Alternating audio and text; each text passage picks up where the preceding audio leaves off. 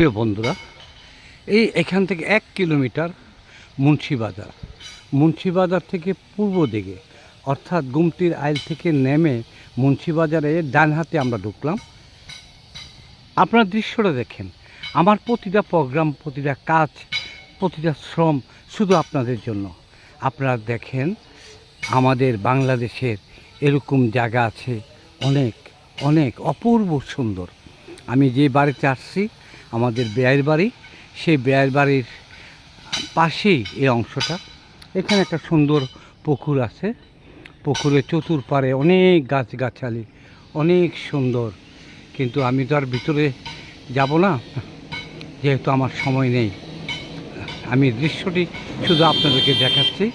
আপনারা দেখেন, অপূর্ব সুন্দর এই দৃশ্যগুলো। এই মন্তরাজার পাশেই, এই যে মন্তরাজার জমিদারের স্টেটের পাশেই এই সুন্দর মনোরম পরিবেশটি। শিবির বাজারের পূর্বে, অর্থাৎ মুন্সিবাজার থেকে ডাইনে আসলেই 1 কিলোমিটার আসলেই জায়গাটা দেখতে পাবেন। অপূর্ব। তার পাশেই আমাদের ইন্ডিয়ান বর্ডার, তার পাশে এই রাস্তাটাই চলে গেছে সোজা, একদম সোজা ইন্ডিয়া বর্ডারের কাছে। প্রিয় বন্ধুরা, মন্তরাজার বাড়ির উত্তর অংশের সীমানাটা আমি দেখাচ্ছি। এই রাস্তার পাশেই আরেকটা পুকুর। পুকুরের চতুর্পাড়ে গাছগাছালি, বাড়িঘর। এত সুন্দর প্র্যাকটিক্যাল যদি দেখাতে পারতাম, তাহলে আমার মনে হয় আমি বোঝাতে সক্ষম হতাম। যাই হোক, তারপরও আপনারা দেখে বুঝে নেন আমি যে জায়গাটায় আসছি অপূর্ব সুন্দর।